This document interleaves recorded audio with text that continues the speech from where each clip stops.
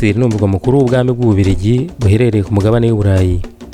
Uyu mujyi ugizwe n'uruhurirane rw'imico kubera abawutuye n'ibikorwa mpuzamahanga bihakorerwa. Iyo mico itandukanye dusangamo n'uw'Abanyarwanda. Mu bihe bitandukanye by'umwaka, Abanyarwanda b'i Buruseli bakora ibikorwa binyuranye bigaragaza umuco wabo nko kubuguza, kubyina imbyino za gakondo n'ibindi.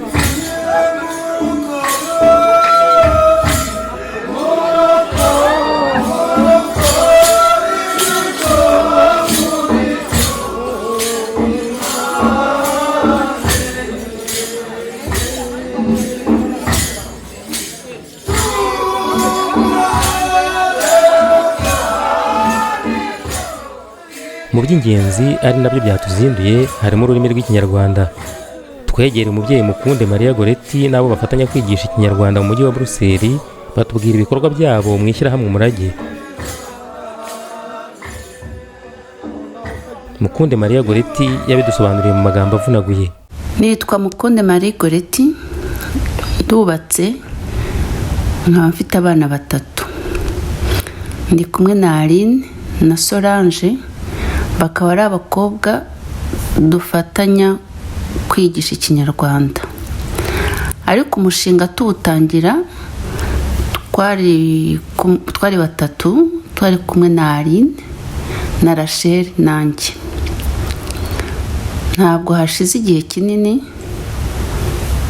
ariko igitekerezo cyaje tuganiriye na Aline, dusanga hano abana b'Abanyarwanda babuze aho bigira ururimi gakondo, kandi dusanga ururimi rwacu ari kimwe mu ndangagaciro z'Umunyarwanda. Aho ugiye hose cyangwa niyo usaba akazi, iyo bakubajije langue maternelle aba ari ururimi gakondo. Nkaba numva rero nk'aba bamama bakiri bato ko bagomba kwigisha ururimi rwabo abana bakiri bato, kugira abana batavuga ururimi gakondo numva ari ukubabuza indangagaciro zabo. Aline we rwose yaranabishakaga no kwigisha n'urubyiruko.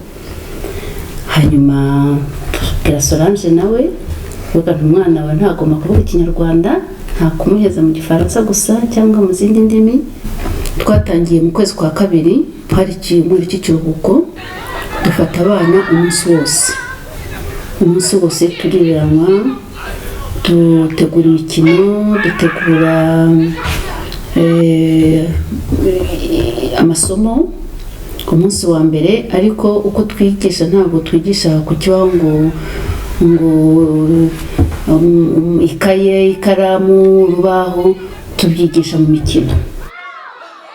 Impamvu dukora mu mikino nuko ururimi twigisha Ikinyarwanda ku bana babaye hano ni nk'ururimi rw'amahanga kuri bo. Rero tugomba gukoresha metode zo kwigisha indimi z'amahanga. Dufite imikino, dufite imfashanyigisho nizo twabanje gutegura. Dukora umushinga, twabanje gukora imfashanyigisho, dukora gahunda,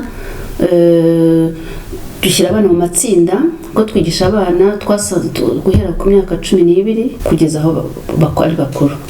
Ko twasanze abo mwaka wa mbere w'amashuri abanza, umwana bafite inyota yo kumenya ururimi.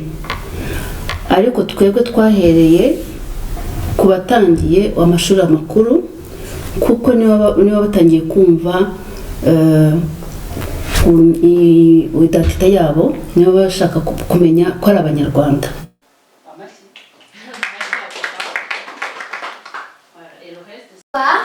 Marie-Émilie Mugajugwera Kae imfite imyaka 7 niuye January. Wow! Nyasha y'ababa nyugururira, kana kamama nyugururira. Nyasha y'ababa nyugururira, kana kamama nyugururira. Oui.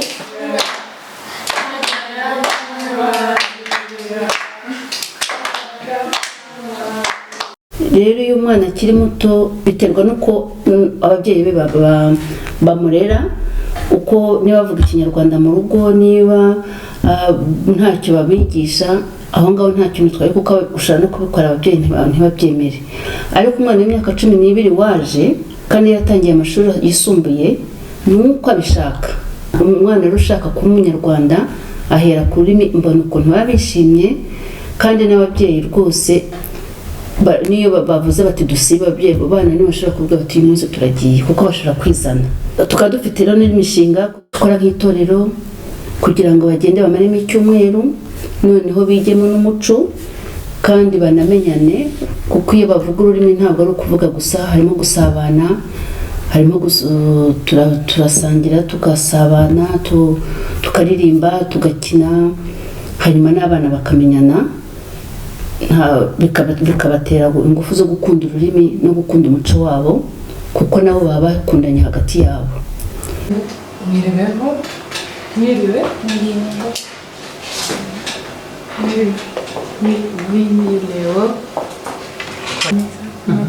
Meza amakuru.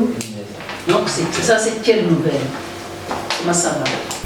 Ndumva rero ari umushinga udushimishije cyane, mbona ukuntu abana bishimye, n'ukuntu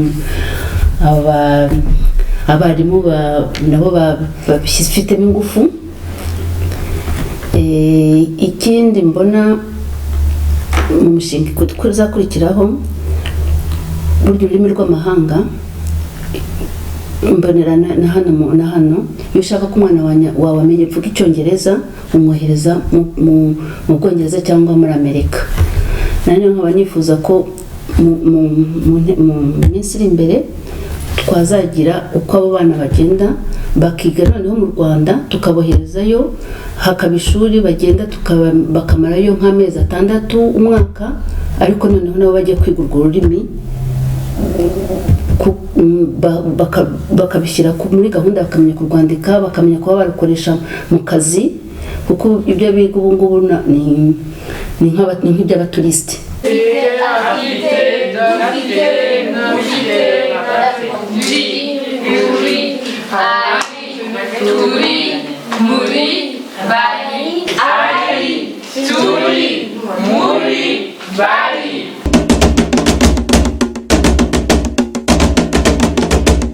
Jan Jacobs ni umubirigi utuye mu mujyi witaruye i Buruseli ho gato, witwa Sintamans. Ni umwe mu banyeshuri bagize itsinda ry'abatari abanyarwanda bigishwa n'umurage. Nitwa Jan Jacobs, nashakanye umunyarwandakazi yitwa Jean, dufite mwana umwe yitwa Sephora. Ntuye i Sintamans, ni Sintamans ni umudugudu mwiza cyane i Flandre.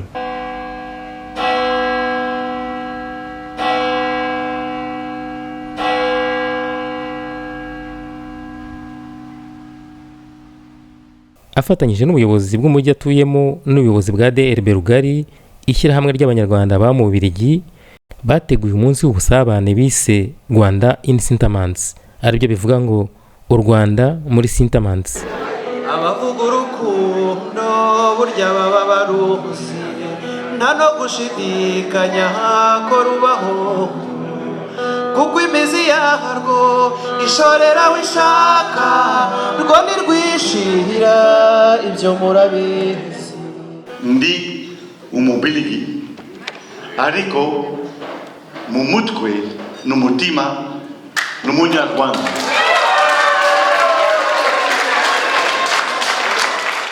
Umugore wanje ndagukunda cyane.